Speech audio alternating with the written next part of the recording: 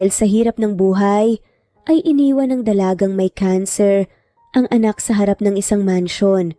Paano kung makalipas ang ilang taon ay mag-apply siya bilang yaya para makapiling ang anak?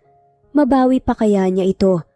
Natulala si Mr. Kit Jacob nang makita ang isang sanggol na malakas na umiiyak sa harap ng pinto niya. Nakabalot ito sa puting lampin at nakasilid sa basket. Bakit may bata dito? Wala sa sarili nga niyang naitanong at saka umupo sa harap ng bata. Kay gandang bata. Mahina ngunit nakangiti nga niyang sabi at saka nakaramdam ng kakaibang saya. Kukunin na nga sana niya ang sangkol sa basket nang may napansin nga siyang maliit na papel sa sulok nito. Kunot ang noon niyang tinignan yon at saka binuksan. Ano ba to? Tanong nga ni Kit habang binubuksan ang papel at isang sulat ang bumungad. Sana wag mong pagtatabuyan ng sarili mong anak, Kit. Siya si Kitty Alazar, ang bunga ng isang gabing kapusukan natin. Pasensya ka na kung hindi ko na siya kayang alagaan pa. Kung may masisira man ako sa buhay mo, sana mas piliin mo pa rin ang sariling laman at dugo mo. Zai. Napahigpit nga si Kit ng pagkakahawak niya sa sulat dahilan upang malukot ngayon ang bahagya, saka tinignan ng sanggol na nakasilid sa basket. Hindi maaari. Aniya at saka mabilis na kinalong ang bata sa malalaki niyang braso at tumatakbong lumabas sa gate ng bahay niyang nakabukas. Nagpalingalinga siya sa kaliwa at kanan pero walang kahit na anong bakas ng babaeng nakita. Wala ni kahit sino, ni kahit aso o kung ano paman. Napatingin siya sa sanggol na ngayoy malakas ng umiiyak. Dahil doon, pumasok nga siya sa loob ng bahay niya at tinawag ang kasambahay niya. Doon ay nanghingi siya ng payo kung paano ang gagawin at kung paano mapapatahan ng bata.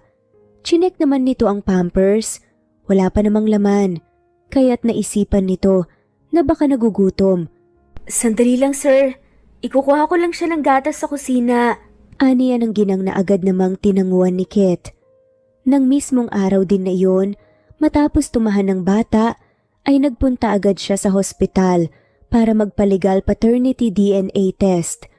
Makalipas nga lang ang halos 2 linggo, lumabas na rin ang resulta at kaagad yung pinuntahan ni Kit. 99.99%. Panimulang basa nga niya sa resulta at kalaunan ay napatakip na nga lamang ng bibig. Hala, positive! Halos maisigaw nga niya nang nanlalaki ang mga mata. Paanong nagbungang gabing yun? Halos 1 taon na kasi ang nakalilipas. Mayroon si Kit, naka one night stand na isang babae. Nakita niya kasi itong pagiwang-giwang sa daan at muntik pang masagasaan. Dahil sa awa at pag-aalala, hindi man niya kilala ang babae, ay tinulungan na lamang niya ito. Sinubukan niyang kausapin ang lasing na babae at tinanong niya kung saan ito nakatira. Pero imbes na makasagot ang babae, tinawanan na lamang siya nito at napasigaw na lang siya nang bigla itong nawalan ng malay sa dibdib niya. Dahil doon, dinala na lamang niya ito sa nadaanan niyang hotel. At nang akmanan niyang iiwan sa kwarto, bigla namang nagising ang babae at sinunggaban siya ng yakap at halik. Sinubukan niyang labanan ng tensyon at umiinit na pakiramdam, pero nang paibabawan siya ng babae at maghubad ng pang-itaas na damit, ay hindi na niya kinaya pang magpigil. Dahil doon, mayroon ngang nangyari sa kanila.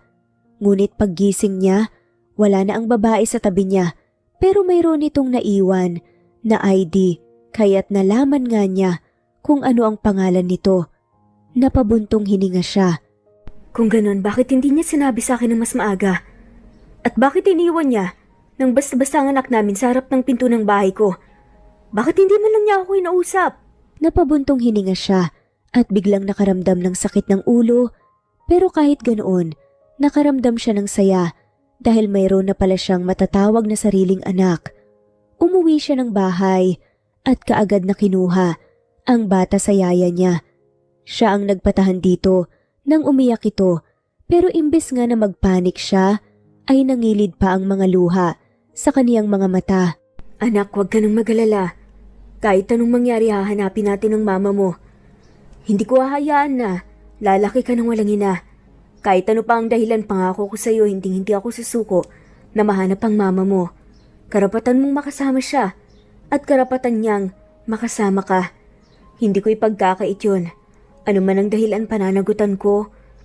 Dalawa kayo dahil mahal na mahal kita, baby Kitty. Puno ng pagmamahal na wika nga ni Kit sa umiiyak na anak at nang halikan niya ang noon nito, unti-unting tumahan ang bata at tumitig sa kanya. Napangiti siya habang pumapatak ang mga luha niya. Mahal na mahal ka ni Papa. Magmula nga ng araw na yon, mas lalo pang pinagbutihan ni Kit ang pagtatrabaho. Ang gabi ay halos gawin niyang umaga. Naghahanap na rin siya ng taong makakatulong sa kaniya na mahanap si Zai. Ang tanging pinanghuhugutan na lamang niya ng lakas sa tuwing napapagod siya ay ang anak na madalas humahagikik sa tuwa sa tuwing kinakalong niya. Mabilis na lumipas ang 6 na taon. Mabilis din ang naging paglaki ng kaniyang anak, pero ang ina nito hindi pa rin niya nahahanap. Ilan na ang mga tauhang kinuha niya na makatutulong sa kaniya. Pero ang mga ibinibigay nitong lead, hindi naman si Zai, kundi mga kapangalan lang nito o kapareho ng pagkakadescribe niya sa mukha nito. Dahil doon, naging mahirap para kay Kit ang paghahanap. Pero kahit ganoon, hindi pa rin nawala sa isip niya ang mga pangakong binitiwan niya sa anak niya noon, na kahit anong mangyari, hahanapin niya ang ina nito. Dahil lumalaki na ang negosyong sinimulan niya, 6 na taon na ang nakalilipas at kasabay din yun ng mabilis na paglaki ng anak niya na ngayoy grade 1 na sa elementarya. Mas lalo na nga siyang nahirapan. Madalas ay hindi na niya nahahatid at nasusundo ang anak niya. Hindi niya na rin ito mabigyan ng oras para turuan at tulungan sa mga takdang aralin nito. Pakiramdam niya, habang lumalaki ang anak niya at lumalago ang negosyo niya, mas napapabayaan niya ito. Kaya't napagdesisyonan niyang kumuha ng personal yaya at tutor ng bata. At least, kampante siya na kahit nasa trabaho siya, ligtas ang anak niya at may nagbabantay dito ng mabuti. Hindi niya naman kasi pwedeng bitawan ang negosyo niyang ilang taon na niyang pinagpaguran, lalo na't lumalaki ang anak niya. Bilang magulang, gusto din naman niyang mabigyan ng mabuti at magandang buhay ang anak niya, kaya't ang desisyong iyon ang pinanindigan niya. Nakangiti si Kit nang matapos si Pascal sa harap ng bahay niya ang karatula na nagsasabing looking for yaya or tutor for grade 1 student. Papa, ano po yung kinakabit niyo po sa gate natin? Tignan niyo po, pumapangit na tuloy. Kumakamot sa ulo nga, nasabi ni Kitty. Natawa na nga lamang si Kit sa kakyutan nga at kainusentehan ng anak niya. Nagulo niya tuloy ang buhok nito at sa kaniyakap na ng isa nga niyang kamay. Naghahanap tayo ng yaya o tutor mo. Kapag may nag-apply kay Papa, maging good girl ka ha. Huwag kang magiging bad kasi masama yun. Be nice palagi anak. Tumangutango naman si Kitty. Ibig po bang sabihin magkakamama na ako? Napaubo na nga lamang nang wala sa oras si Kit. Hala, may sakit po ba kayo Papa? Bakit po kayo inuubo? Inisente pa ring tanong ni Kitty. Natawa na nga lamang si Kit at saka naupo sa harap ng bata. Hindi mama ang ibig sabihin ng yaya, anak. Kaya hindi ko papalitan ng mama mo, okay? Nangako ko sa'yo noon na hahanapin at hahanapin natin ang mama mo at hindi siya papalitan ni Papa. Tumangutango naman si Kitty, saka ngumiti. Okay po Papa, promise magiging good girl po ako sa mag-a-apply ko po na yaya. Anito at niyakap pa siya. Napangiti naman si Kit at tila ang maghapon niyang pagod mula sa pagtatrabaho biglang nawala. Samantala, napaiyak ng malakas si Jai sa harap ng doktor niya matapos niyang malaman ng isang masamang I'm so balita. sorry, Jai. Lumalala na talaga ang sakit mo. From stage 2, bigla na lang.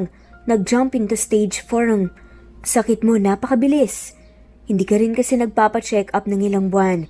Kaya hindi natin nabantayan. Base sa resulta ng lab test mo, mahihirapan na talaga tayo. Kaya I think you only have 3 months to live. Pero kung maagapan pa natin to at kung may papagamot ka ng maayos, lalo na sa mas mataas na ospital, baka sakaling makalaban pa tayo at unti-unting mapuksa ang mga cancer cells mo. Hindi na nakapagsalita pa si Zai sa sinabi ng doktor. Mas napalakas lang siya sa pag-iyak at ang ikinakakatakot lang niya ay hindi na niya muli pang makikita ang anak kapag nangyari iyon. Hindi na siya takot na mamatay dahil alam niyang darating din siya sa puntong iyon. Pero ang ikinakatakot lang niya ay ang hindi na niya muli pang masisilip ang anak kahit na patago lang sa gilid ng bakod ng bahay ng ama nito. 6 years ago, pagkatapos niyang ipanganak noon si Kitty, bigla siyang tinubuan ng ovarian cancer. Nang hinaman siya, pinilit pa rin niyang magtrabaho para mabuhay ang anak niya, pero noong nalaman niya na nag-stage 2 na ito at palala ng palala, hindi na niya alam ang gagawin niya. Iniisip niya, paano kung isang araw, bigla na lang siyang mawala at ang anak niya, baby pa, sino na lang ang mag-aalaga rito? Wala naman siyang pamilya dahil matagal nang yumao ang kaniyang ama at ina.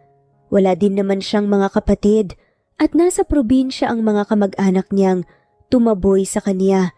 Dahil doon kaya niya nagawang iwan si Kitty kay Kit.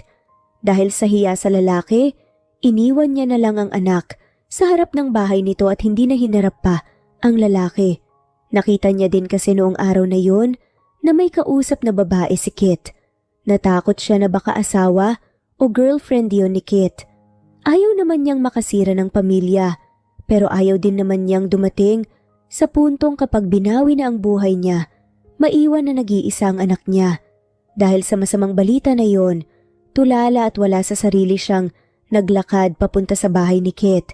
Katulad ng nakagawian niya sa lumipas na 6 na taon, magtatago siya sa isang sulok sa labas ng bakod ng bahay ni Kit at aabangan niya ang paglabas ng kaniyang anak. Kaya kahit na hindi niya ito araw-araw na nakakasama, nakasubaybay pa din siya sa paglaki nito. At dahil nakikita naman niya ang malaking pagbabago sa buhay ng anak, magmula nang iwan niya ito sa ama nito. Ni minsan sa buong buhay ni Zai, hindi siya nakaramdam ng pagsisisi dahil kitang-kita niya kung paano minahal at inalagaan ng tunay ni Kit ang anak nilang si Kitty. Doon pa lang, masayang-masaya na siya at sobra-sobra ang pasasalamat niya sa lalaki. Ilang sandali pa, unti-unting gumuhit ang ngiti sa kaniyang mga labi nang lumabas si Kitty sa loob ng bahay. May dala itong isang malaking teddy bear at nilalaro niya iyon. Nang maalala na naman niya ang sinabi ng doktor niya tungkol sa taning ng buhay niya, muling nangilid ang mga luha niya at kalaunan ay bumagsak iyon sa pisngi niya. Nak, naibulong na nga lamang niya kasunod ang paninikip nga ng dibdib niya. Maya-maya pa, matignan niyo po, hiring sila. Naghanap sila ng yaya at tutor para sa grade 1 student. Ang swerte naman po nung hinahanapan ng yaya at tutor. Narinig nga ni Jai ang wika nga ng isang batang lalaki na may kasamang magulang na babae. Napakunot naman ang noon ni Zai at sinundan na nga lamang ng tingin ng mag-ina. Huwag kang mag-alala, anak. Wala ka namang yaya o tutor. Nandiyan naman si nanay, di ba? Akong bahala sa'yo, anak. Anito na ikinangiti naman ni Zai. Nang mawala na sa paningin niya, ang mag-ina ay pinuntahan niya iyong sinasabi ng bata na karatula at doon nga niya nabasa na hearing ito ng yaya at tutor para sa isang grade 1 student. At alam na niya, si Kitty nga ang hinahanapan ng mag-aalaga. Bigla siyang napaisip. Baka ito na ang paraan ng langit na binibigay sa akin para makasama ko ang anak ko. Ani at napangiti pero nang maisip na baka kilala pa nga siya ni Kit, natigilan siya. Pero kung natatandaan niya pa ako, baka kung ano pang isipin niya. Baka sabihin kukunin ko sa kanya si Kitty o kaya naman. Baka sabihin niya na pagkatapos kong iwan sa kanya ang bata, bigla-bigla na lang ako babalik. Tanong niya sa sarili at natigilan na lang nang biglang magsalita si Kitty malapit sa kinaroroonan niya. Nakaupo ito sa Bermuda grass habang kinakausap ang teddy bear na hawak nito. Alam mo, Teddy, kung sanang may kapatid lang ako o kakambal, sana hindi ako mag-isa dito. Sana may kalaro ako. Ikaw kasi, Teddy, nakatingin ka lang sa akin pero hindi ka naman gumagalaw o nagsasalita. Nalulungkot na sabi ni Kitty sabay yakap sa teddy bear. Nakaramdam naman ng awa si Zai sa narinig pero nang mag-flashback ulit, sa isip niya ang sinabi ni Kitty na kung sanang may kakambal lang siya o kapatid ay biglang may ilaw na tila kumislap sa isip niya. Alam ko na. Halos mapasigaw niyang sabi na sapat naman para marinig ni Kitty. Mabilis tuloy itong napalingon sa gate kung nasaan si Zai. Si Zai naman ay mabilis na nagtago. Tumayo si Kitty at sinilip ang paligid pati ang labas ng gate. Napakamot na lang siya sa ulo nang wala siyang makita. Wala naman. Teka, Teddy. Baka ikaw yung nagsalita, ha? Natatawa pang sabi ng bata.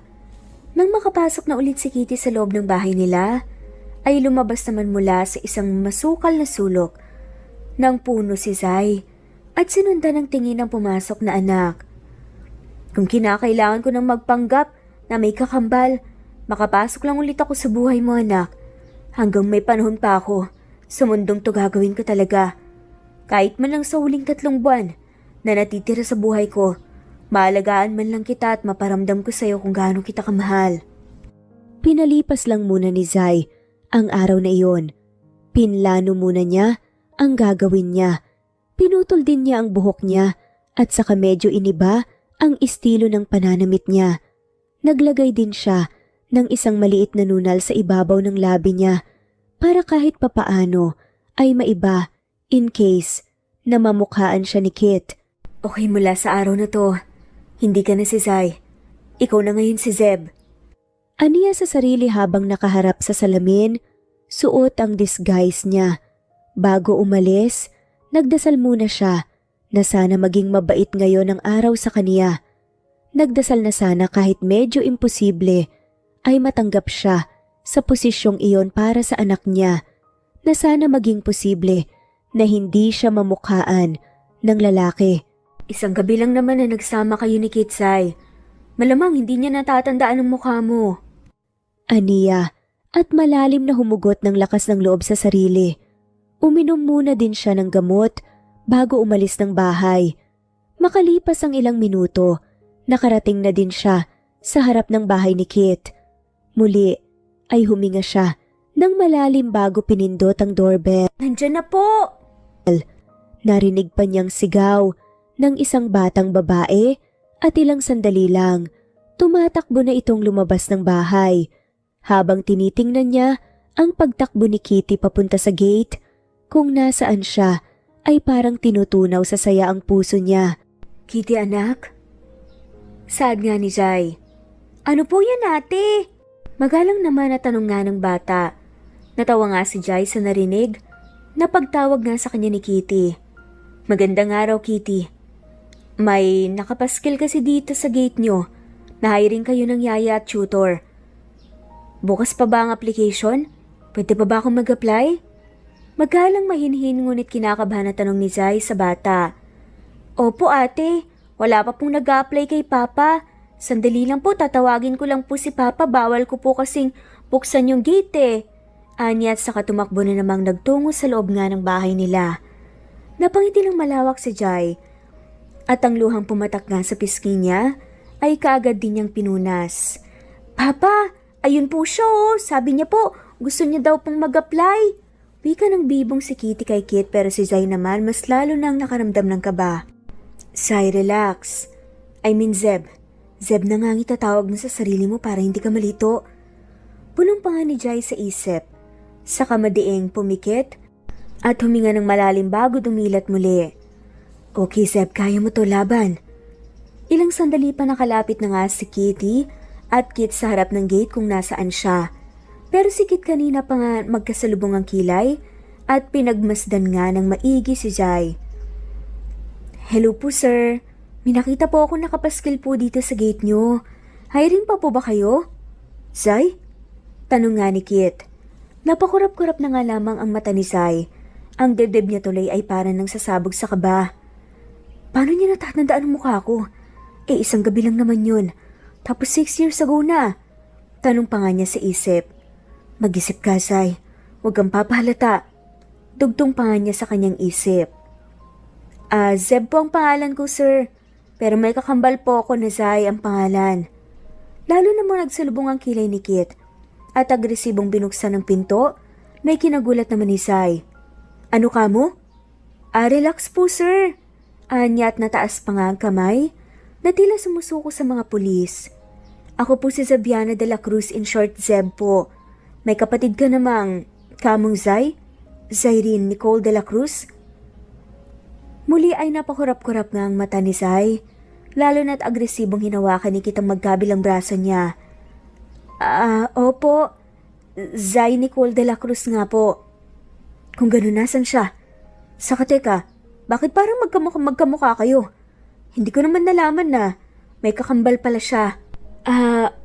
Magkakambal nga po kami. Si Ate Zai po ang panganay at ako naman po ang kasunod niya. What? Lalong nagsalubong ang kilay ni Kit. Yes po, pero si Ate Zai po 4 years na po simula nang namatay sa sakit po sa dengue. What? Natahimik nga si Jai sa nakitang reaksyon ni Kit sa sinabi niya. Bigla itong naguluhan na parang nanghina. Kaya pala hindi ko siya mahanap-hanap. Wala na pala siya. Narinig pa nga niyang bulong nito. Po? Hinahanap niyo po ang ate ko? Oo. Si Jai kasi ang ina ng anak kong to. Anya saka ipinatong nga ang kamay sa ulo ni Kitty. Gusto namang mangilid ng mga luha niya pero pinigilan niya. Kung ganun pala, hinahanap pala nila ako at ipinakilala niya rin ako sa anak namin. Bulong pa nga ni Jai sa isip niya at ilang sandali na natulala nga habang nakatingin kay Kitty. Miss. Sa pagtawag nga sa kanya na yon ni Kit, doon lang siya napabalik sa ulirat. Tanggap ko na. Saad pa nga ni Kit. Automatikong nanlaki naman ang mga mata ni Zai sa sinabi ngang yon ni Kit. Ano po yung tanggap nyo? Gusto ka ng anak ko eh. At saka marami pa akong gustong malaman tungkol kay Jai. Gusto ka ng anak kong maging yaya. Nak, from now on, siya na ang yaya mo. Siya na rin ang magiging tutor mo, okay? Pagpapakilala nga ni Kit kay Jai, nang tinawag nga niyang anak. Yay! Okay po, Papa! I love you po! Malambing na saad pa nga ni Kitty, sakay nalikan nga sa pisngi ang kanyang ama. Nakangiti din namang hinalikan pabalik ni Kit, na ikinatulala at halos ikinatunaw nga ng puso ni Jai. Ang magama ko. Napakahinang bulong nga niya sa kanyang sarili. Tara na Zeb, pumasok ka na dito at magbiryenda ka na muna sa sala. Ani nga nito saka nga siya pinapasok at muling ikinandado ang gate. Hello po, Yaya! Kaway nga sa kanya ng bipong si Kitty at niyakap pa talaga siya. Lalong nangilid ang mga luha ni Jai at saka lumuhod nga sa harapan ni Kitty. Hi baby, anong pangalan mo? Saad nga niya. Kitty po! Masigla namang sagot ng bata. Ang gandang pangalan naman. Wika niyang nang nakangiti. Ang sabi po ng papa ko, ang mama ko daw po ang nagpangalan nun sa akin. The best po ang mama ko, ang ganda-ganda po ng pangalan ko, Yaya. Ang mga luha tuloy ni Zai.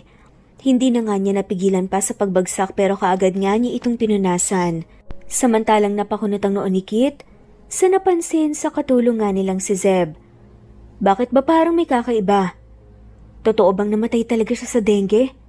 Seryosong tanong ni Kit, nakaka-hire lang na empleyado. Yes po, 4 years ago na po yun, sir. Hay, mahigpit at malalim na buntong hininga nga nito.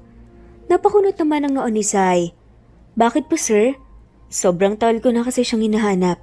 Kaya pala hindi ko na siya mahanap-hanap kasi wala na pala siya. Kung agad ko lang sanang nalaman baka natulungan ko pa si Jai. Kasalanan mo to, Kit. Inis nga nitong sabi sa kanyang sarili at nagulat na nga lamang si Jai nang bigla nitong suntukin ng matigas na pader. Kung alam ko lang talaga, sana natulungan ko siya, hindi sana siya nawala. Umiiyak nga nitong sabi na halos ikadurog naman ang puso ni Jai. Nakokonsensya siya ng sobra. Sir Kit, pagtawag naman sa kanya ni Jai. Eto na lang sagutin mo. Bakit niya biglang iniwan ang anak ko sa akin nang walang pasabi? Bakit hindi niya sinabi na nabuntis ko pala siya? Paninindigan ko naman ang ate mo. Hindi ko sinasadyang may mangyari sa amin. Nagpigil ako, Jai. Nagpigil ako. Natulala nga si Jai nang wala sa oras. Hindi niya ina-expect na sasabihin niya ni Kit. Lalo tuloy siyang nakaramdam ng pagsisisi. Ano Zeb, magsalita ka naman. Bakit hindi siya nagsabi sa akin? Sinubukan ka po niyang hanapin. Pero hindi niya po alam kung saan kahanapin ang ginawa niya. Kahit buntis siya, nagtrabaho siya. Nag-ipon siya ng pampanganak niya. Kahit mga gatas at diaper para sa newborn baby. Kahit mga damit, lahat po ginawan po niya ng paraan. At di pa rin siya nawalan ng pag-asa ng isang araw. Mahanap ka niya. Pero after niyang manganak, nakita ka niya sa isang terminal ng bus, sumakay ka doon. Kaya sumakay din siya kasamang baby niya. Galing siya sa doktor noon. Tapos hanggang sa nakita ka daw niya na bumaba at sumakay sa tricycle. Pagkatapos sinundan ka pa rin niya. Pero nung magtatangka siya, natawagin ka. Napatigil nga si Jai sa pagsasalita. At pinigilan ng sariling maiyak dahil ang lahat ng dinanas niya noon, bumabalik na naman sa isip niya ngayon. Pero paano? Nakita ka daw niya na sinalubong ng isang magandang babae. Hinalikan ka sa pisngi at kinuha ang lahat ng dala mong gamit tapos pumulupot pa daw ang kamay ng babae sa braso mo. Saka na kayo pumasok sa loob ng bahay niyo. Kaya naisip niyo na baka asawa mo yun o girlfriend. Ayaw naman daw niyang makasira ng relasyon at pagsasama kaya nanahimik na lang siya tumuwi. Hindi na siya nagtangka pa ulit na pumunta sa'yo na ipakita ang pagbubuntis niya. Natigilan na nga lamang si Kate sa kwento nga ng babae. Ano? Yun po ang sinabi ng ate ko sa akin eh. Yun daw po ang nangyari. Sagot naman ni Jai sa kayumuko at pilit pa rin pinipigilan ng luha. Pero wala pa akong nagiging girlfriend sa tanan ng buhay ko. Lalo naman ang asawa. Kaya parang nangyari yun? Dahil doon mabilis na napatingala nga si Jai sa sinabi ni Kit. Ano po? Hindi pa ako nagkaka-girlfriend lalo na ang asawa. Baka si mama ang nakita niya na sumalubong sa akin at humalik sa pisngi. Kapag umuwi ang mama ko sa bahay, yun ang palagi niyang ginagawa kapag alam niyang nakauwi na ako galing sa opisina ko. Sa narinig na yon, hindi napigilan ni Jai ang panginginig nga ng kanyang mga tuhod at muntik pa nga siyang ma-out of balance. Sa pagkakatayo kaya nagulat nga si Kit at agad siyang inalalayan. Anong nangyayari sa'yo? Wala po sir. Okay lang po ako. Sigurado ka ba? Namumutla ka eh. Ayos lang po ako. Pilit niyang sagot at tumiwas nga ng tingin kay Kit. Kung ganon yung isa kong tanong hindi mo pa sinasagot, bakit bigla na lang niyang iniwan sa akin ang anak ko nang walang pasabi? Muli ay napaangat nga ng tingin si Jai sa kanya at ang luha. Hindi na nga napigilan pa ang pagbagsak nga dahil hindi na kayang alagaan ang anak niyo. Labag sa loob na sabi ni Jai dahil wala siyang choice. Alangan namang sabihin niyang kaya niya ginawa iyon dahil may cancer siya. Baka lalo siyang kaawaan ng lalaki. Baka lalo nitong sisihin ang sarili niya. Ito pa nga lang pagsisisi ni Kit sa sarili niya na hindi niya siya natulungan ay sobra na. Hindi na niya kaya pang makita yon dahil aminin man niya o hindi. Pakiramdam niya minahal nga rin niya ang lalaking nakabuntis sa kanya. Ang lalaki nga man ang anak niya. Ano? Kung ganun pala, bakit hindi niya ako kinausap? Kasi nga akala niya may asawa ka na. That's bullshit, Zeb. Damn it! Sigaw ni Kit matapos marinig iyon at muling sinuntok ang pader. Hindi naman natuloy na pigilan ni Jai ang mapaiyak. Napahagulgol siya nang wala sa oras at saka tumatakbong lumabas sa opisina ni Kit. Si Kit naman ay natigilan sa pagsuntok sa pader sa nakitang inasta ni Zeb. Damit Kit, sinaktan mo na nga ang ate niya pati ba naman siya ay dadami mo pa? Ani at malakas ngang nasapo ang noo. Lumipas ang maraming mga araw. Napakasaya ni Jai dahil nakakasama na niya ang anak niya kahit madalas ay nakararamdam siya ng panghihina. Nahahatid sundo niya ito sa eskwela, na pagluluto ng masarap, nabibihisan, napapaliguan, nakakatabi sa pagtulog, nakakalaro, at napaparamdam niya ang pagmamahal niya dito bilang ina kahit na ang alam lang nito ay isa lamang siyang simpleng yaya. Yaya Zeb, may assignment po ko. Sabi po gumupit daw po ng iba't ibang bulaklak tapos idikit daw po dito sa may notebook po. Pwede niyo po ba akong tulungan? Napangiti naman si Zai at agad nga na tinignan ang instruction sa notebook niya. Sus, bulaklak lang pala eh. O sige tara, kuha tayo ng gunting at saka hanap tayo ng iba't ibang klase at kulay ng bulaklak. Ani at masayang hinawakan ng kamay ni Kitty at sabay silang nagpunta sa kusina para kumuha ng gunting at saka sila dumiretso sa garden. Habang nagugupit ng magaganda at iba't ibang kulay ng bulaklak, masaya silang nagbibiruan. Alam niyo po ba si Papa nung kinder ako, sinuotan niya po ako ng uniform kaso baliktad. Pinagtawanan po tuloy ako ng mga kaklase ko. Iyak po ko ng iyak nun. Tapos po, pag uwi ko po, sinumbong ko po yun kay Papa kaso, imbes po napatahanin niya po ko, bigla ba naman po kong tinawanan ng malakas? Narealize niya po kasi na imbes po sa harap yung mga butones ng damit ko, nilagay niya po sa likod ko. Busy kasi po siya noon na may kausap sa cellphone, nagmamadali. Kwento pa nga ni Kitty na malakas nga na ikinatawa ni Zai. Kaya po magmula nun, tanda ko pa, si Ayaya na lang po ang nagbibihis sa akin. Dugtong pa nito na mabilis namang ikinapawi ng ngiti ni Zai. Heto na naman siya, nakukonsensya sa pagkukulang sa anak. Samantala, mula sa balkonahe sa ikalawang palapag ng bahay, sinilip ni Kit ang anak at ang yaya nito sa hardin. Napabuntong hininga siya. Sa tuwing nakikita niya si Zeb, si Zai ang nakikita at naaalala niya. Kamukhang kamukha kasi ni Zeb si Zai. Iyong buhok na maikli lang at nunal ni Zeb ang nagpaiba sa mukha nila ni Jai. Siguro kung buhay pa si Jai, baka silang dalawa ni Kitty ang nangunguha ng mga bulaklak. Sana noon ko pa kasi siya hinanap. Sana nung araw na nagising ako na wala na siya sa tabi ko. Sana nung araw pa lang na yun hinanap ko na siya. Muli siyang napabuntong hininga at tinitigan nga mula sa malayo ang tumatawa niyang anak. Sorry Kitty. Paano ko ba sasabihin sa'yo na wala ng mama mo? Paano ko pa ba matutupad ang pangako ko sa'yo? Anak, patawarin mo sana si Papa. Isang araw ay nagpumilit nga si Kitty na sa loob ng office nga ni Kit mag-aral. Nako Kitty, wag. May ginagawa dyan si Papa mo. Pagbabawal nga ni Zai kay Kitty na nagpupumilit pumasok sa office ng kanyang ama.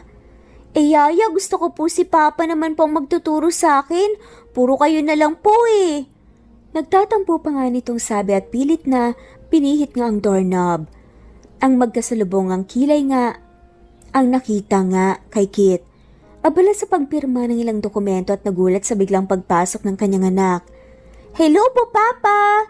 Bati pa nga kaagad nito at tumakbo para yakapin siya. Napakamot na nga lamang sa ulo si Jai. Pasensya na po kayo, sir. Si Kitty po kasi ang kulit eh. Ayaw po niyang sumunod sa akin. Gusto daw po niya dito mag-aral, kayo daw po ang magturo sa kanya. Yes, Papa, I said it. Namimiss ko na po kasi ang pagtuturo niyo eh. Pwede niyo po ba akong turuan kahit sandali lang? Nagpapapi eyes pa nga nasabi ni Kitty. Napabuntong hininga naman si Kit. O sige na nga, ikaw talagang bata ka. Pero saglit lang after 10 minutes, yaya naman ang magtuturo sa'yo tapos mag-work na ulit si Papa, okay? Okay po, Papa. Wika nga ng bibong bata at sinimulan na nga siyang turuan ni Kit. Napangiti naman si Jai ng maliit. Ang sarap pala sa pakiramdam na makita yung mga ganitong eksena sa kanila. Ani pa nga niya at napahinga ng maluwag.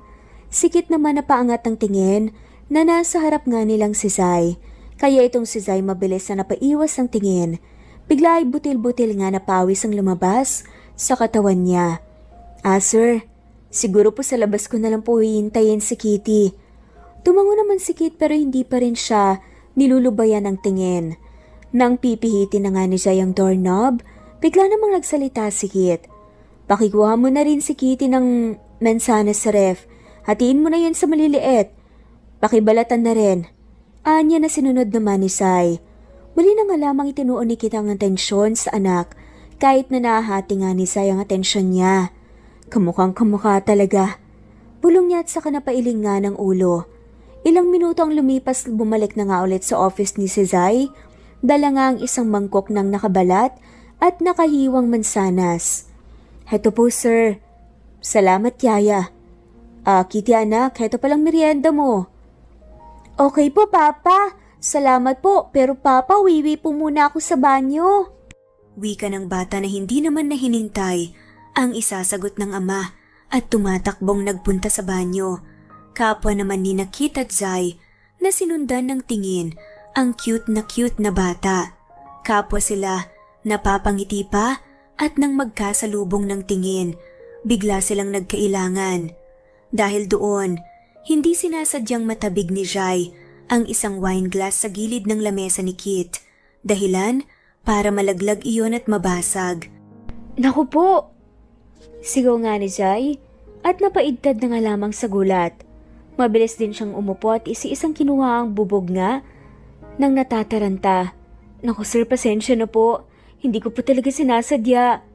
Napasigaw na nga lamang siya ng aray nang biglang matusok ang daliri niya. Mabilis namang umupo sa harapan niya si Kit at tinawakan ng kamay ni Zay. Agad niyang tinignan ang dumudugo nga nitong daliri at mabilis na nakaramdam ng pag-aalala. Ayos ka lang ba? Tanong niya kay Zay matapos tignan nito, pero imbes sa mukha nito, si isang familiar na kwintas na suot-suot ng babae siya na patingin ngayon. Ang kwintas na yan. Nahihintuan nga niyang sabi at napalunok ng laway. Mabilis namang nag-sink in sa isip nga ni Zay ang sinabing kwintas ni Kit. Agad siyang napahawak sa suot nga niyang kwintas at mabilis na tumayo. Sir, siguro lilinisin ko lang po muna sa banyo yung sugat ko. Pero hindi na ipagpatuloy pa ni Zay ang sinasabi ng biglangang hablutin ni Kit ang kamay niya at mabilis at agresibong iniharap nga sa kanya. Kay Zay ko ibinigay ang kwintas na to. Bakit nasa iyo to? Sigaw pa nga niya kay Zay, sakay hinawakan pa ang pendant ng suot niyang kwintas. Lalo namang napalunok nga si Zay at mas nakaramdam din ng takot dahil ngayon niya lang nakita na nagalit si Kit ng ganito. Binigay po. Binigay niyo po sa akin to. Niregalo. Niregaluhan niyo po ako ng kwintas at ito po yung binigay niya sa akin. Bakit po? Natatarantang saad nga ng babae. Bakit niya binigay? Kay Zay ko binigay yan. Nung gabi na may nangyari sa amin, niregaluhan ko siya. Po? Damit Seb, tanggalin mo ang kwintas na yan. Kay Zay yan, hindi sa'yo. Galit pa rin itong sabi at pilit na tinatanggal nga sa kanyang suot ng kwintas. Aray! Teka lang po, nasasaktan po ako, ano ba? Ibigay mo sabi sa akin yan eh. Special na tao lang ang pwedeng magsuot niyan. Pwede ba, sir? Alam kong amo kita pero hindi ba? Para bawiin mo sa akin kung ano man ang iniwang alaala sa akin ng kapatid ko. Wala akong pakialam kung sa inyo po to. O kung sa inyo nanggaling. Pagkatapos, pero bago may mangyari sa inyo. Basta para sa akin mahalaga to. Kaya hindi niyo po to pwedeng bawiin. Sigaw pa nga niya at sa kagalit nga na lumabas ang opisina ni Kit. Napamura na nga lamang si Kit. Damit. Reklamo ni Kit at saka nahampas na lang ang lamesa niya. Tandang-tanda niya pa kung paano niya ibinigay iyon sa babae. Mayroon ng 7 taon sa kaniya ang kwintas na iyon bago niya ibinigay kay Zay. Ipinamana pa ng lola niya iyon sa kaniya at kabilin-bilinan nito na ibibigay lamang niya iyon sa babaeng pakakasalan at mamahalin niya.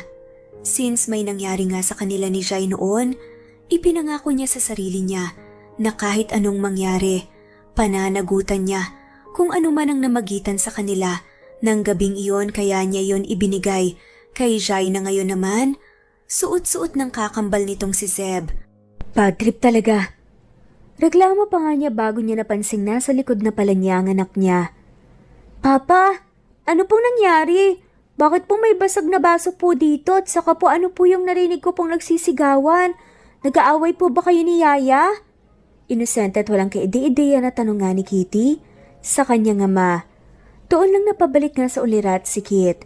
Wala anak, natabig ko lang kaya nabasag. Tapos ka na bang umihi?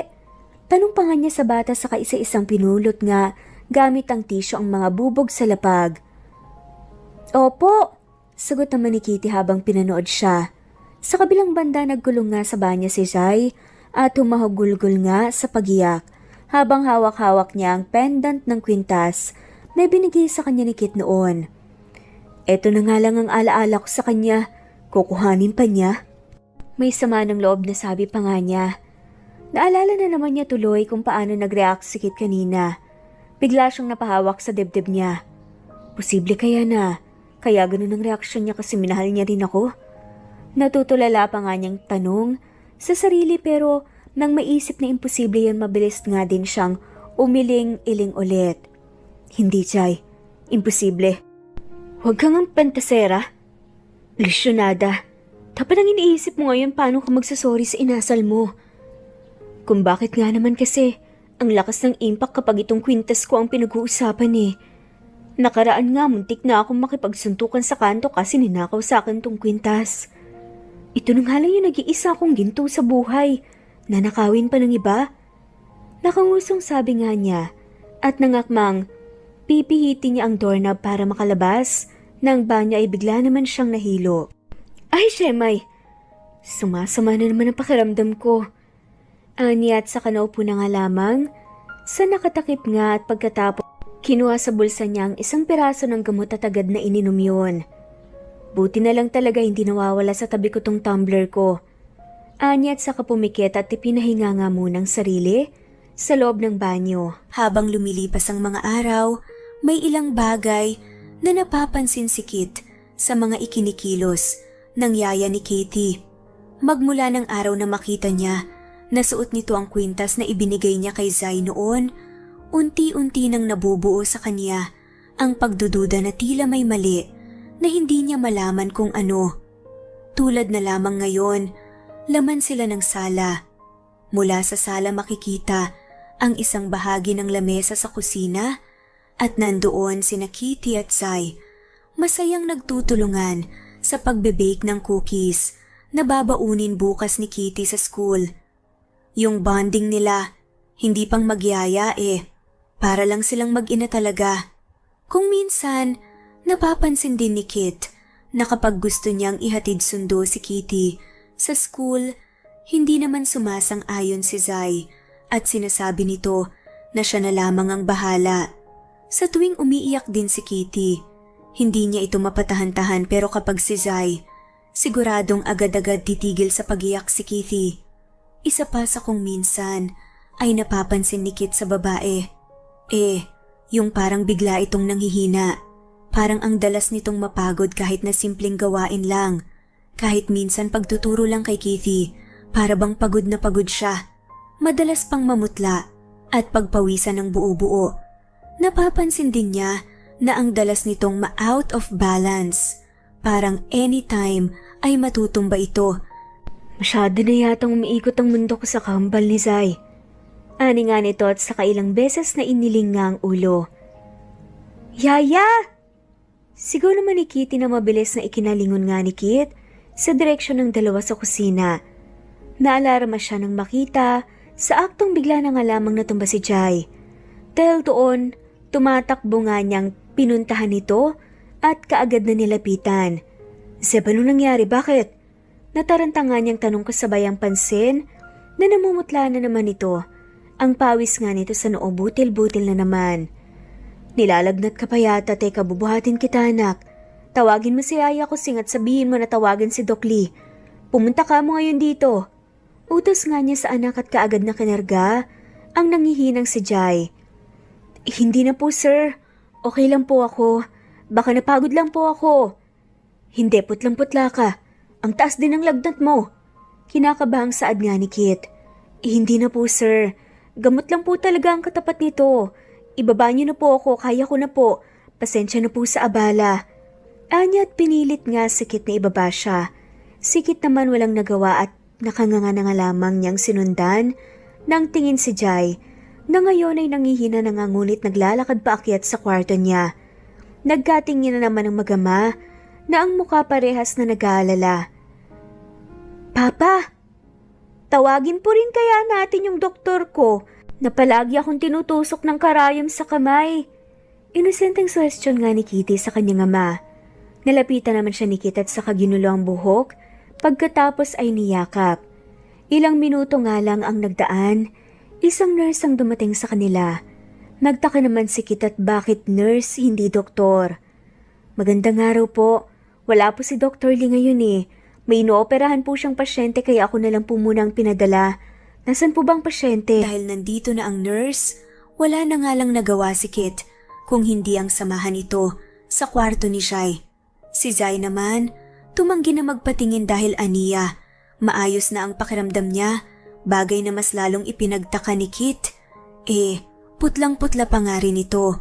Gayunpaman, pinilit nila si Jai subalit ang babae, gumawa na lang ng palusot. Sandali lang, nararamdaman ko na naman. Anito na kinatigil nga ng nurse sa paghawak sa kanya. Napakunot naman ang noon ni Kit. Ang alin? Tanong nga nito. Pasensya ka na sir pero kasi natatain na naman ako eh. Saad na nga lamang nito. Anito at hinawakan pa talaga ang puwetan niya, sabay takbo ng mabilis papunta sa banyo. Si Kit naman, automatikong napaduwal sa narinig, kaya't nauna na nga itong lumabas sa kwarto ni Jai, lalo na nang may marinig na malakas na tunog mula sa loob ng banyo. Si Jai naman sa kabilang banda, ilang ulit na kinutungan ng sarili habang nakaupo sa bowl. Bigla ay namumula na siya sa kahihiyan. Hindi naman talaga siya nadudumi pero mabuti na lang nauutot siya. At ang hangin na iyon mula sa kanyang katawan ang nagligtas sa kanya mula sa kapahamakan. Diyos ko po, Zairi, nakakahiya ka. Saad nga ni Zai sa kanyang sarili. Kinabukasan napansin naman ni Kit na okay na nga si Jai. Energetic na ulit ito at magana na ulit sa pagkain at pag-aalaga kay Kitty. Baka nga talagang napagod lang siya kahapon. Pulong na nga lamang niya sa isip bago nilapitan si Kitty na nakaupo sa sala at nanonood nga ng paborito nitong cartoons. Anak Kitty, alis na si Papa.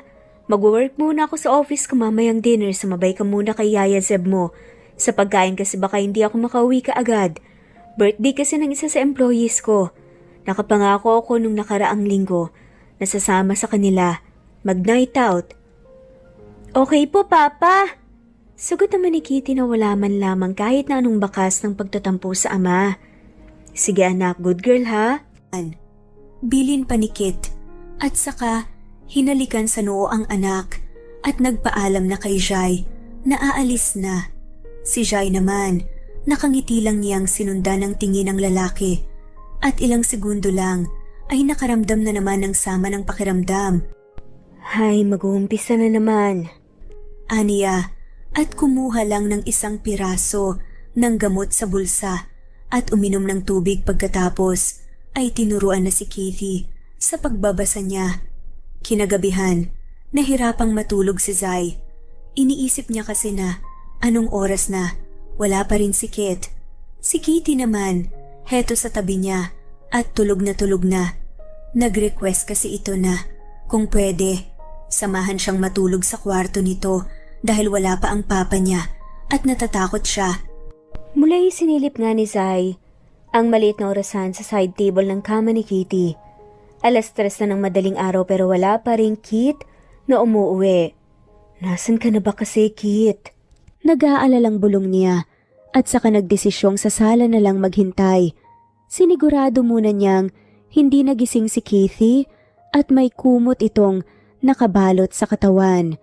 Lumipas pa ang ilang minuto ng paghihintay ni Zai sa sala. Inaantok man, kahit papaano ay hindi niya magawang makaidlip man lang. Sa halos 1 buwan niya na kasing pananatili sa bahay nito, ni minsan ay hindi pa umuwi ng late si Kit. Ngayon lang talaga at nauunawaan niya namang may kasiyahan lang sa trabaho. Pero nandoon kasi ang pag-aalala na baka sobrang lasing na ito at kung ano pang mangyari sa kaniya sa daan. Kaya naisip niya, tawagan na ito. Mas okay na siguro to. Baka mabaliw ako kapag lumipas pa ang ilang oras na hindi pa din siya umuwi.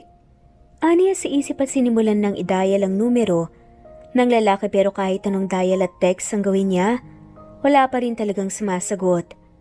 Bakit pa kasi hindi mo sinasagot, Kit? Sad na nga lamang ni Jai sa kanyang sarili. Hindi na niya na ipagpatuloy pa ang pagrereklamo nang bigla na lang kumalabog ang pinto sa sala na halos ikatalon niya sa gulat.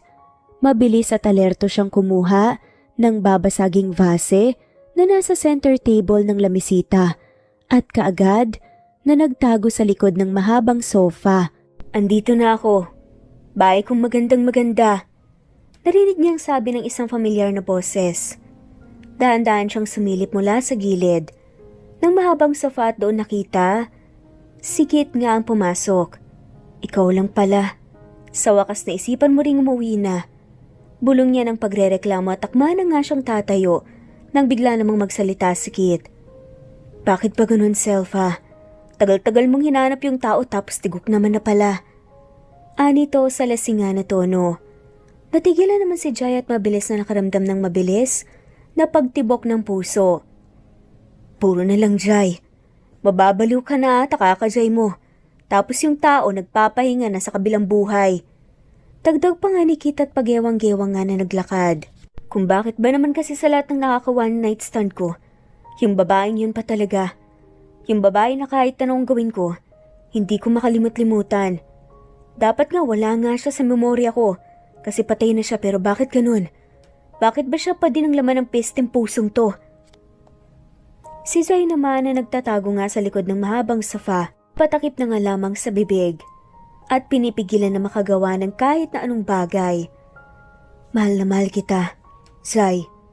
Bulong pa nga ni Kit bago tuluyang nawalan nga ng malay at mapadapa na nga lamang sa malamig na semento. Lalong nahigpitan ni Zay ang pagtakip niya sa kanyang bibig. Napapikit din siya ng madiin at sa katahimik na umiyak nga habang tinitignan ang ngayoy nakatulog na ngang sikit sa semento. Mahal na mahal din kita, Kit. Kung sana, pwede ko lang sabihin sa'yo ang totoo, matagal ko nang ginawa. Nagkamali ako.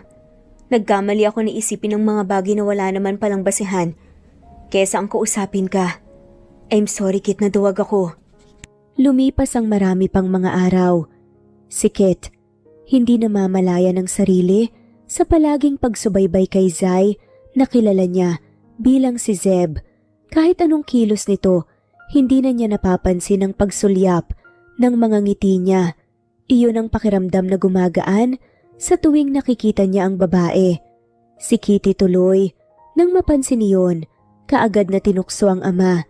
Ay, si Papa, matamis ang ngiti kay Yaya.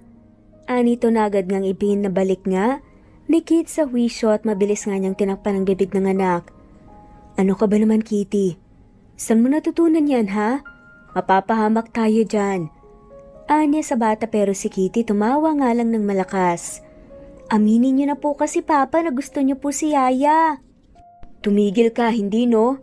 Sus! Sad pa nga ng batang si Kitty. Heto na ang merienda.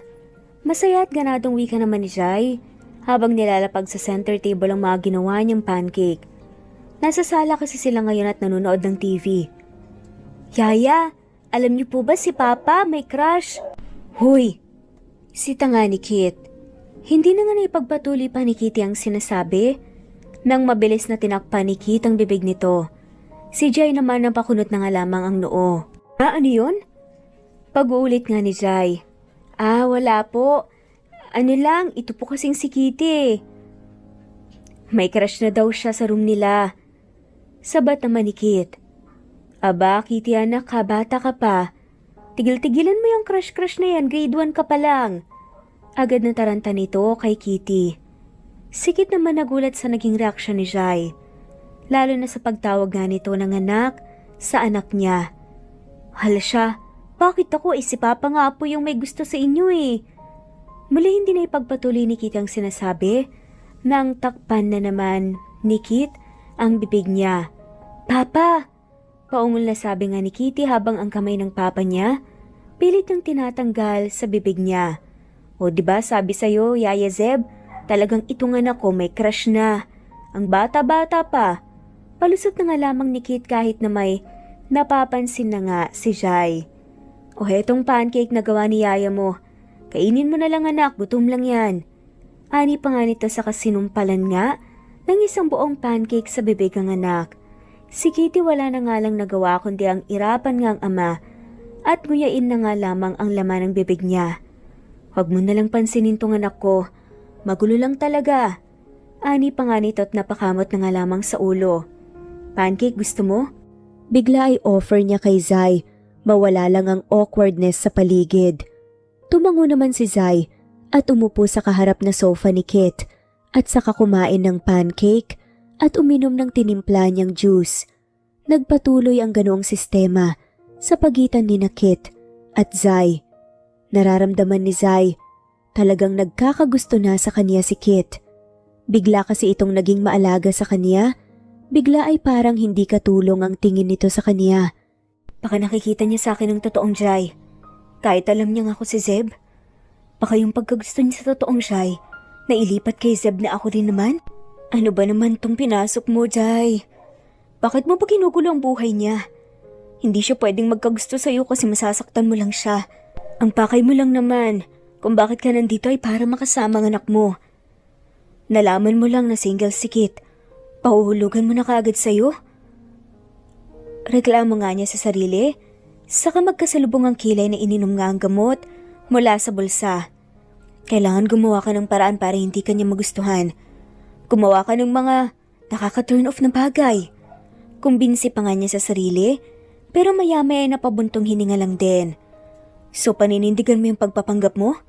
Lalo mo lang iiputan sa ulo? Lalo mo siyang pipikutin? Grabe ka na, Zai. Hindi na ikaw yan. Kung aminin ko na lang kaya sa kanya. Pero paano? Pagkausap nga ni Zai sa kanyang sarili, na para bang mababaliw na nga siya sa kakaisip. Isang araw, bigla ang napauwi si Kit ng bahay nang malaman niyang inaapoy ng lagnat si Kitty at hindi nakapasok sa eskwela. Bumili na rin siya ng prutas, Gatorade at mga gamot nito. Yaya, nasan si Kitty? Agad na tanong niya sa isa pa nga niyang katulong. Pagpasok niya ng pinto. Nandoon po sa kwarto niya kasama si Zeb. Sagot naman nito na agad niyang tinanguan. Tumakbo na rin siya paakyat ng hagdan. Pagdating niya sa tapat ng kwarto ni Katie, bubuksan na sana niya yon nang mapansin niyang nakaawang ang pinto at may babaeng bumubulong. Napakunot ang noo niya at sinilip kung sino iyon. Nakita niyang natutulog si Katie habang pinupunasan ng basang bimpo ni Zai ang mga kamay nito. Ang katulong din niyang iyon ang naririnig niyang nagsasalita. Alam mo, Kitty, gustong-gusto ko nang sabihin ng totoo. Inuusig na kasi ako ng konsensya ko sa nakikita ko sa papa mo. Sa kakarapatan mo rin namang malaman ng totoo, di ba? Kung sana, hindi lang ako nagkasakit. Baka hindi kita ibinalik sa kanya. Sana tayong magkasama. O kaya naman sana noon pa. Sinabi ko na sa papa mo ang lahat siguro. Magkakasama kayo, di ba? Hindi yung ganito. Matamlay nga nitong sabi na ikinakunot ng noo ni Kit. Ano bang sinasabi niya? Naibulong na nga lamang niya sa kanyang sarili. Paano ko kaya sasabihin sa papa mo na wala talaga akong kakambal? Na hindi pa patay si Jai? Kasi ako naman talaga si Jai. Kahit nagsakit ako heto at buhay na buhay pa din naman ako. Hindi ko kasi alam na kung saan magsisimula. Sorry anak ha. Kung duwag si mama. Sinubukan ko naman kasing maging malakas para sa'yo kasi natatakot ako. Paano na lang kasi kung isang araw? Biglang sumabat nga si Kit na naririnig pala ang sinasabi ni Jai. Anong sabi mo? Napabalikwas na nga lamang sa pagkakaupo si Jai nang bigla na nga lamang sumulpot mula sa pintuan ng galit na si Kit. Si Kitty naman biglang nagising at tila binibiyak nga ang kanyang ulo. Papa? Tawag niya sa ama. Dahil doon, mas pinili na lang ni Kit na kaladkarin si Zai palabas ng kwarto at papasok sa kaniyang opisina. Ikinandado niya rin iyon para siguradong walang makarinig sa kanila. Si Zai naman, kumakalabog ang dibdib sa kaba. Natataranta na rin siya at pinagpapawisan ng sobra. Ulitin mo ang sinabi mo, Zeb. Kung sino at ano man ang pangalan mo, ulitin mo ang sinabi mo sa anak ko. Zeb o Zai? Sir Kit, huwag mo akong tawaging sir. Sino ka ba talaga ha? Sa galit na lang mumatawi ngayon sa mukha ni Kit, hindi na napigilan pa ni Jai ang mapayuko at mapaluha. I'm so sorry, Kit. That's bullshit. Sigaw nga ni Kit at nasuntok nga ang pader na nasa gilid lang niya. So hindi talaga ikaw si Zeb. Kasi in the first place, paano magkakaroon ng Zeb? Paano magkakaroon ng kakambal? Ikaw naman talaga si Jai, tama ba? Galit na ngang saad ni Kit. Tell me the truth. Sigaw nga ni Kit sabay hawak nga sa magkabilang braso ni Jai. Malakas tuloy na napaiyak si Jai bago unti-unting tumango. Napamura na nga lamang si Kit at binitawan nga ang magkabilang braso ni Jai. Then why? Bakit ka nagsinungaling sa akin? Dahil natatakot ako na baka ipagtabuyan mo ko at mas lalong hindi ko makasama ang anak ko. Ina ako, Kit. Hindi ko alam kung hanggang kailan ako sa mundong to. Ayokong mamatay ako isang araw. Ni kahit hawakan ko man lang kami ng anak ko, hindi ko magawa. What? Nagtatakang saad nga ni Kit sa mga pinagsasasabi ng babae. Meron akong stage 2 ovarian cancer that time. Natatakot ako na isang araw bigla na lang ako mawala sa mundo tapos baby pa ang anak ko. Ayokong maiwan siya mag-isa. Ayokong bata pa lang siya, maulila na nga siya sa ina, kaya ako siya dinala sa'yo. Hindi na ako nakipag-usap sa'yo kasi ang akala ko nga may asawa ka na. Alam kong magugulo ang buhay mo sa pagdating ng anak mo. Pero mas magugulo ang pagsasama niyong dalawa kung makikita pa niya ako. Humahagulgol nga ang sabi ng babae. Nalalong ikinamangha nga ng buong katawan ni Kit. Napahakbang pa nga ito paatras at tila ang tuhod niya ibabagsak nung wala sa oras. Mahigit isang buwan na ang makakalipas nang sinabihan na ako ng doktor na may taning na ang buhay ko. Sa tansyon niya, 3 buwan na lang daw ang itatagal ko. Nung nalaman ko na naghahanap ng yaya para sa anak natin, pinutol ko ang buhok ko. Nilagay ko tong pesteng nunal na to sa ibabaw ng labi ko. Nagpanggap ako para makasama ang anak ko kahit sa mga huling sandali lang. Sad nga ng babae at halos naluluhan na nga. Nagulat naman si Kit. Dagdag pa nga ni Zai, gusto ko na bago man lang ako mawala sa mundo, may paramdam ko man lang sa anak ko ang pagmamahal galing sa isang ina. Gusto ko man lang siyang makasama, maalagaan, mabihisan, mahatid sundo sa eskwela, may pagluto. Gusto kong gawin ang lahat bago man lang bawiin ang buhay na ipinahiram sa akin. Sabihin na nating makasarili nga ako pero Kit, hindi ko mapapatawad ang sarili ko kung isang araw malagutan ako ng hininga nang hindi ko man lang nahahawakan kahit dulo ng daliri ng anak ko. Kaya ako nagawang magsinungaling sa'yo. Kaya ako ito nagawa para sa anak ko, Kit. Lalong napakurap-kurap ang lalaki. Tumango naman si Jai at saka umiwas ng tingin pagkatapos ay nagpahid ng mga luha. Pero bakit hindi mo sinabi? Dahil nahihiya na ako sa'yo, Kit. Kapal na lang ng mukha ang dahilan bakit ako nananatili dito. Gusto ko lang talaga makasama ang anak ko dahil nararamdaman ko. Hindi na rin naman ako magtatagal. Alam kong isang araw mamamatay na rin ako. Kit, from stage 2, ngayon stage 4 na ako. Ano pang laban ko, diba? Wala akong pera, wala akong pampagamot. Napalunok na nga lamang si Kit ng ilang ulit bago dahan-dahan nilapitan si Jai. Tahan na, huwag ka nang umiyak. Anya at pinunasan nito ang luha sa mga mata ni Jai. Natigilan naman sa pag-iyak si Jai. Hindi ka ba galit? Tanong pa nga nito. Napailing naman ng lalaki. Bakit ako magagalit? Kung ginawa mo lang naman to para sa anak natin, nakakasama ng loob, oo. Pero pinakita mo lang sa akin na lahat gagawin mo para kay Kitty. Sapat na sa akin na bumalik ka, nabuhay ka, at ngayon hindi ko hahayaan na sa pangalawang pagkakataon maririnig ko pang mamatay ka. Lalabanan natin yan, Jai. Lalaban tayo, mabubuhay ka. Naintindihan mo ba? Anito at seryosong tinignan nga ang mga mata ni Jai na napilitang tumango na nga lamang. Sikit naman niyakap na nga lamang siya ng mahigpit at mariing pumikit.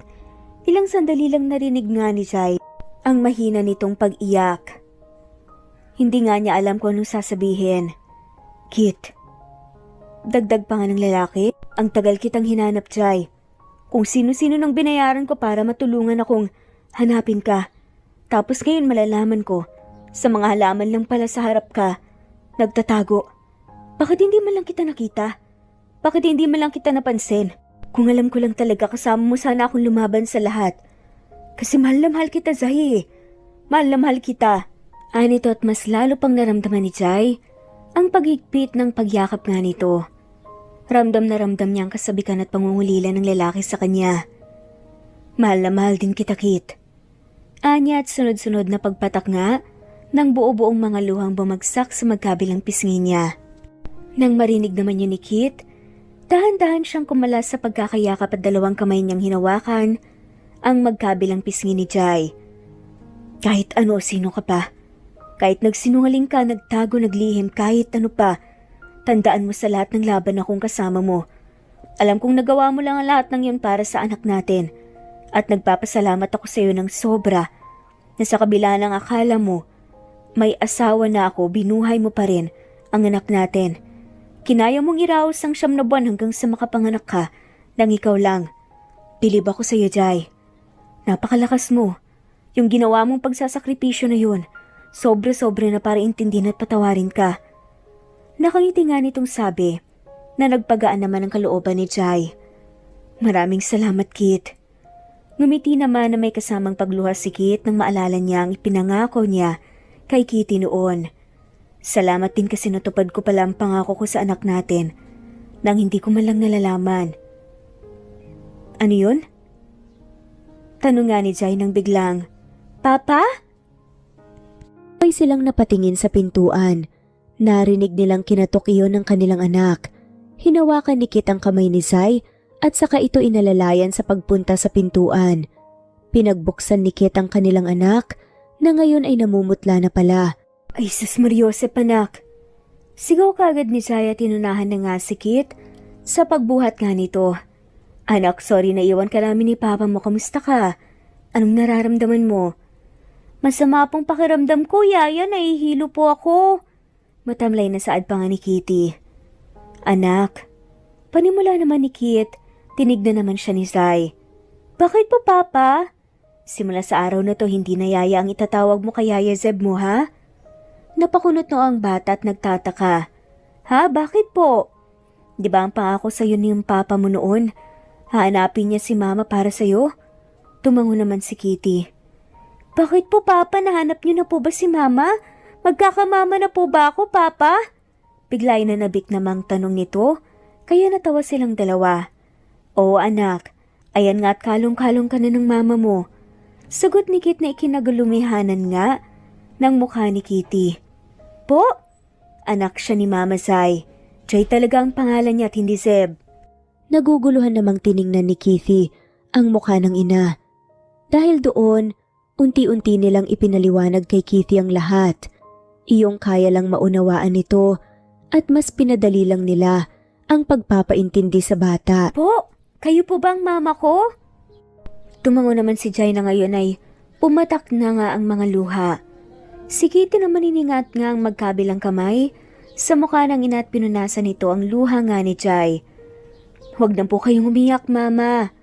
Anya at sa kaniyakap nga ni Jai na halos ikinatunaw nga ng puso ng babae. Diyos ko anak, ang tagal kong hinintay ito. Wika nga ni Jai. Saka pinakadiin nga ang yakap sa anak habang hinahagot nito ang buhok nga ng bata. Hinalakan din nga niya ito ng maraming ulit sa noo. Sikit naman nakangiti lang habang pinagmamastan ng kanyang magina. Mahirap unawain pero para sa magina ko, iintindihin ko ang lahat. Kasagalit ang mamutawi sa puso ko. Pagpapakumbaba at pagpapatawad para maging maayos ang lahat. Salamat Panginoon ko. At pinagpala niyo pa rin ang pamilya ko. Anya sa isip bago niyakap nga, ang nagiiyakan nga niyang magina. Nang araw ding iyon, dinala ni Kit si Jai sa ospital para ipa-check up. Kasabay nito, ipinagamot na rin niya ang kanyang anak na si Kitty. Lumabas sa mga resulta na stage 4 na ovarian cancer na nga ang sakit ni Zai at kumakalat na ito sa iba't ibang bahagi ng kaniyang katawan. Ipinaliwanag ng doktor na kailangan na siyang sumailalim sa isang operasyon na tinatawag na cytoreductive surgery, isang uri ng operasyon na naglalayong tanggalin ang malaking bahagi ng tumor upang mapabagal ang pagkalat at mas maging epektibo ang susunod na gamutan. Kahit na napakalaki ng halaga ng operasyon, hindi nagdalawang isip si Kit. Agad siyang pumayag at binayaran ito upang sa susunod na araw ay maisagawa na ang operasyon para kay Zai. Isang araw. Maraming salamat, Kit, ha? Salamat sa pagtulong mo sa akin sa kabila ng nagawa kong hindi tama sa'yo. Sad nga ng babae kay Kit. Shh, wag mo nang isipin yun. Ang mahalaga, magpalakas ka ngayon kasi bukas ooperahan ka na, okay? Napangiti na lang si Zai kahit na nanghihina. Kasalukuyan silang nasa kwarto niya ngayon. Nakahiga siya habang nagpapahinga dahil mas mabilis siyang makaramdam ng pagod ngayon at bawal na sa kanya ang magkikilos. Si Kit naman, pinagbabaltan na siya ng sangkis na binili nito kanina. Pero kung ano man ang maging resulta ng operasyon bukas, maging masaya lang kayo ni Kitty. Mamatay o mabuhay ako, huwag kayong iiyak. Alagaan mo ang anak natin. Sa akin naman kahit naman, kuhanin na ako ng langit, sasama na ako. Masaya na ako na alagaan ang anak ko, kahit sa maikling panahon lang. At masaya at payapa pa ang isip ko dahil okay na tayo. Natigilan naman sa pagbabalat nga ng prutas si Kit, saka seryosong tinignan si Jai. Hindi ka mamamatay, Zai. Tandaan mo, mabubuhay ka, okay? Kaya huwag ka nang magsalita o mag-isip pa ng ganyan. Bukas magiging successful ang operation mo, unti-unting gagaling ka. Magpapakimo pa tayo, itutuloy pa natin ang medication mo at ang mga therapist na kailangan. Gagawin ko ang lahat. Basta please, lumaban ka, Jai. Numiti naman ng maliit nga si Jai at ilang sandali pa naramdaman na nga lamang niyang paghigpit ng pagkakahawak nga sa kanya ni Kit. Oo, lalaban ako, Kit. Lalaban tayo. Anya bago niya naramdaman ang paghalik sa kanya ni Kit sa noo. Kinabukasan, isinailalim na nga sa operasyon si Jai. Sina Kitty at Kit, kapwa taimtim na nagdadasal sa altar ng ospital, sabay na nalangin na sana, pahabain pa ng Diyos ang buhay ni Zai at hayaan silang magkasama-sama. Papa, gagaling po si Mama, di ba? Inosente pero may pag-aalalang tanong ni Kitty sa ama. Oo naman, anak. Gagaling siya at magkakasama pa tayo. Di ba nga promise ko pakakasalan ko pa ang mama mo? Tumango naman si Kitty kaya niyakap na nga lamang ito ni Kit matapos salikan nga sa noo. Alam kong lalaban ka, Zai. Naniniwala ako sa'yo, kayang-kaya mo yan. Bala ko nga sanang pakasalan ka kahit nasa ospital ka. Madamdaming saad pa nga ni Kit na hindi naman nila akalain na tototohanin pala niya. Makalipas ang halos 12 oras ng operasyon, idineklara ng mga surgeon ni Zai na successful ang operasyon pero kinakailangan nitong manatili muna sa ICU ng 1 hanggang 2 araw para maobserbahan. Dahil sa magandang balita na iyon, nakahinga ng maluwag ang mag-ama. Niyakap nila ng mahigpit ang isa't isa habang lumuluha. Salamat, Panginoon. Maraming salamat po talaga. Bulong ni Kit sa hangin habang umiiyak. Sa unang araw ni Zai, sa ICU, kitang-kita ni Kit ang pangihina nito. Halos buong araw lang itong natutulog dahil sa general anesthesia. Marami rin ang tubong nakakonekta sa katawan nito. Hindi niya tuloy maiwasan na masaktan sa nakikita niya. Kung sana pwede lang na siya na lang ang nasa kalagayan nito, matagal na sana niyang ginawa. Pero wala siyang magagawa, kundi ang damayan nga ito at pagmulan nga ng lakas niya. Humingi siya ng malalim bago hinawakan ng kamay nito. Magpagaling ka, magiging maayos din ang lahat. Sad nga ni Kit. Makalipas ang ilan pang mga araw, unti-unti ay nakaka-recover naman na ang katawan ni Zai mula sa operasyon. Nakauwi na rin ito sa bahay at doon inaalagaan ni Kit at ni Keithy. Nag-hire din ng personal nurse at doktor si Kit para may magmo-monitor ng kalagayan ni Zai. After 3 weeks, since bumabalik naman na ang lakas ni Zai mula sa operasyon, pinayagan na rin siyang mag-undergo ng chemotherapy. Ipinagpatuloy na rin ang iba pa niyang medicines at therapies, kasabay ang mga follow-up check-up. At habang ginagawa nila yon, si Kit at Keithy ay nagtulungan upang isagawa ang isa sa mga plano ni Kit. At iyon ay ang pag-aalok ng kasal kay Zai. I-set up nga ni Kit ang master bedroom nila. Naglagay siya ng mga LED lights doon, mga balon na kulay ginto at itim, mga kandila, petals ng bulaklak, cake at wine, pati na rin mga paboritong pagkain ni Jai. Naglagay din siya ng mga letter balloons sa pader na nagsasabing, "Will you marry me?" Nang matapos, nakangiti niyang pinagmamasdan at pinicturean ang buong setup. Kinagabihan, inalalayan naman ng iba pa nilang katulong si Zai na magbihis at mag-ayos. Naguguluhan man si Zai ay sinunod na lamang niya at baka alis sila ni Kit at Keithy ngayong gabi. Pero nang mapansin niyang sa master bedroom siya, dinadala ng mga katulong nila, ay hindi na talaga niya naiwasan pa ang magtaka. Teka lang po, Yaya. Bakit po tayo dito pumunta? Hindi po ba kami alis ni Kit at Kitty? Kuryoso niyang tanong sa ginang. Pero imbis na sagutin, ay nginitian lang siya nito. Pinagbuksan nga siya ng katulong ng pinto, pero laking pagtataka niya nang iwan lang siya nito sa loob na walang kahit na anumang ilaw ang nakabukas. Pinagsarahan pa siya ng pinto. Hala ka manang, teka lang po. Hindi ako makakatayo sandali. Huwag niyo akong iwan. Medyo nagpapanik na niyang sabi.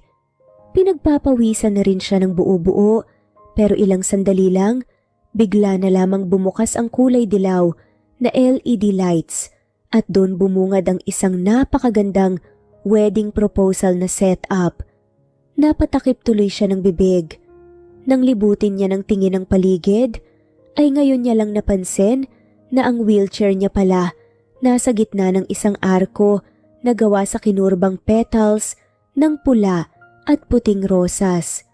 Marami ding mga nagkalat na lobo sa paligid at ang mas umagaw ng pansin niya ay ang letter balloon na nakadikit sa pader.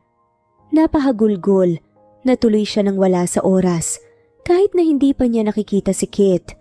Makalipas ang ilang segundo, tumugtog na rin ang napakaromantikong background music at ang tumutugtog, walang iba kung hindi ang anak niyang mahilig tumugtog ng piano. Kasabay din yon ang pagpasok ng isang napakatipuno. Napakagwapong si Kit na nakasuot pa ng formal na damit. Oh my God, Kit. Ani at sinubsob nga ang mukha sa kanyang mga palad. Hindi pa nga ako nagsasalita, umiiyak ka na? Pero pa nga ni Kit na bahagyang nagpatawa nga kay Zai. Kaya mo bang tumayo? Tanong nga niya sa babae at tumango naman ang babae. At nagpaalalay nga kay Kit. Kahit gaano pa katagal kakayanin ko. Anya na ikinangiti naman ni Kit. Tinitigan nga ng nangungusap ng mga mata ni Kit ang buong muka at mga mata ni Zai. Si Zai naman hindi maiwasang kiligin sa mga titig na yon. Mahal na mahal kita, Zairine de la Cruz. Anito tinipit nga ni Kit ang wig ni Zai sa likod ng tenga nito. Because of the chemotherapy, ang tunay na buhok nga ni Zai tuluyan ng nalagas kaya pinakalbo na nga niya yon. At ngayon isang mahaba at kulay blonde na wig na nga ang sinuot niya. Kit, sigurado ka ba sa gagawin mo? Alam mo namang may sakit ako, diba? Okay lang naman sa akin. Shh! Ani nga nito at ang daliri inilapat nga sa malambot na labi ni Zai. Bakit naman ako magdadalawang isip? Ang tagal nga kitang hinanap. Kayong nasa harapan na kita. Magdadalawang isip pa ba ako? Siyempre hindi na. Anya at may kinuha isang pulang kahon sa bulsa niya. Pagbukas noon isang kumukutitap nga na silver ring ang bumungad kay Zai. Kit. Zai, Panimula pa nga ni Kit saka mapagpakumbabang lumuhod nga sa harap ng babae. Wala na akong alam sabihin. Isang bagay na lang. Yun ay ang tanungin ka. Willing ka pa ba? Willing ka pa bang pakasalan ako ulit? Ang lalaking kagaya ko, ang lalaking kumuha ng puri mo? Medyo napapatawa pa nga nitong sabi at naluha nga si Zai. Ano ka ba? Di ba nga, peking pinakasalan mo pa ako sa ospital nung mga panahong nandun ako? Natawa na nga lamang si Kit. Na para bang, akala mo hindi mo na ako makikita at mapapakasalan sa kapag gumaling ako. Ginawa ko lang naman yun para, syempre, para sweet. Napatawa na nga lamang si Zai. So will you marry me? Of course, I will marry you no matter what. Sagot nga ng babae na malawak nga na napangiti kay Kit. Tumigil nga din si Kitty sa pagpapiano saka nagtatatalon nga sa saya ng marinig ang isinagot ng ina. Sa wakas, ikakasal na ang mama at papa ko! Sigaw pa nga nito na nagpatawa naman sa kanila. Si Kit naman niyakap nga niya ng mahigpit at saka hinalikan sa noo. Mahal na mahal kita. Sisiguraduhin kong hindi ka magsisisi sa desisyon mong pakasalan at piliin akong makasama. Mahal na mahal din kita, Kit. Saad pa nga ni Zai. Pagkatapos ng eksenang iyon, sabay-sabay nga na kumain sina Kit, Zai at kanilang anak na si Katie. Kilig na kilig pa nga si Katie habang pinanood ang kaniyang ama't ina na nagsusubuan. Tawang-tawa naman ang dalawa sa napaka-cute na reaksyon ng kanilang anak. Wait lang po, mama, papa. Pipicturean ko kayo. Nakangiting sabi nga ni Kitty sa kakinuha nga ang cellphone ng ama.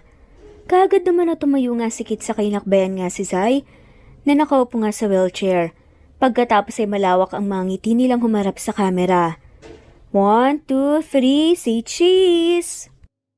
Lumipas nga lang ang mahigit isang buwan, idinaos na din nila ang kasal sa isang kilala at napakagandang simbahan.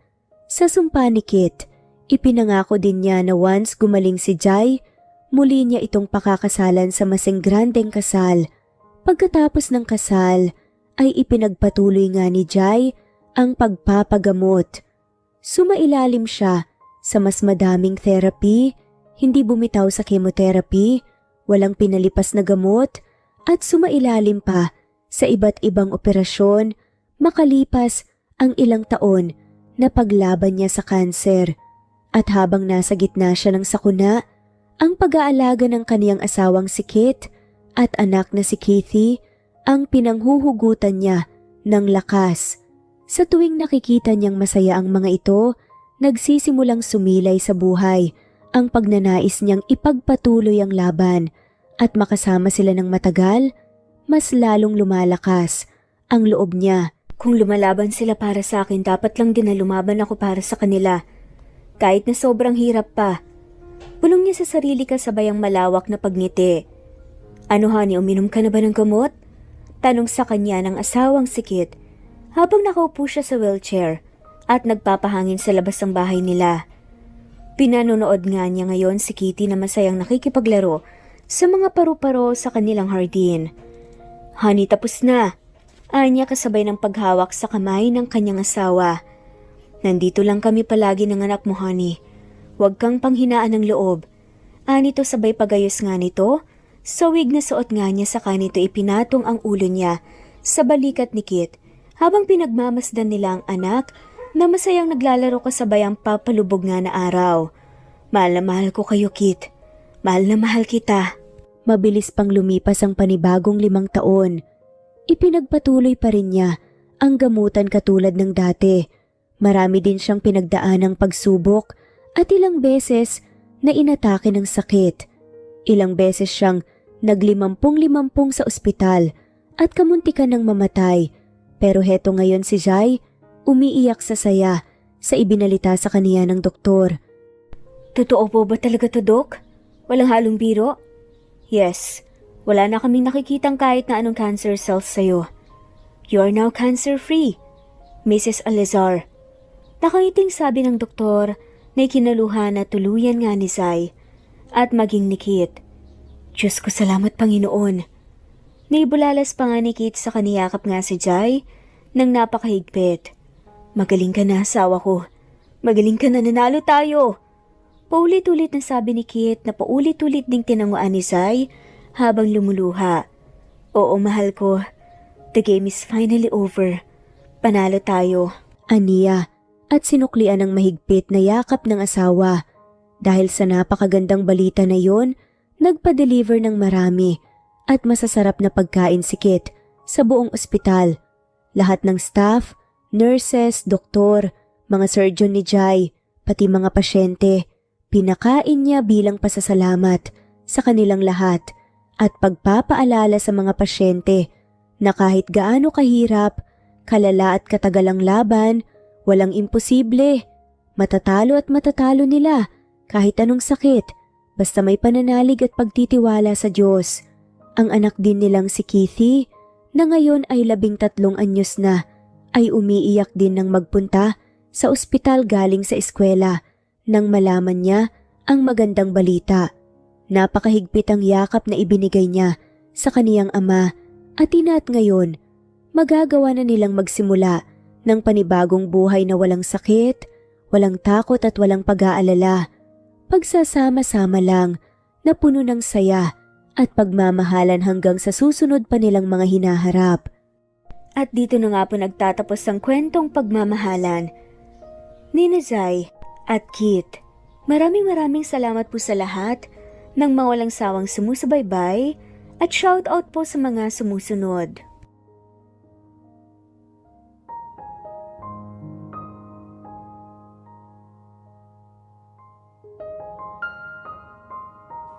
Presbyteros Rose, Maria Evangelista, Eli Evangelista Anderson, Marisa de los Reyes of Saudi Arabia, Conchita Alos Rage, Ana Flor Saico, Christian Fidelino, Judith Castro, Beth Sardina, Jelly Tampos, Fatma Mansul, Senenor Zame, Flor Cabrera of Santa Rosa, Laguna, Liliano Bebe, Ostonalito Elvi Candontol, Ellie, Romana Gorospe, Marilyn Sasaki of Japan, Flordet, Elizabeth, Tena, Rad TV of Hong Kong, Jean the Best of UK, Nizar Sams, Annie Hoson, Ellie Bitasolo, Marilyn San Jose, Imelda Fortes of Calamba City, Violeta Irgarin of Kamsur, Flordet, Jessica Vargas, Jingjing, Rosa Franca Abelian of Cebu, Wendy Goth of Japan, Teresita Schmid, Theodora Gamit, Rebecca Tezuka of Japan, Nori, Baylin, Margie Angon of Maragondon, Batang Ibunan, Marilu Gulmatiko,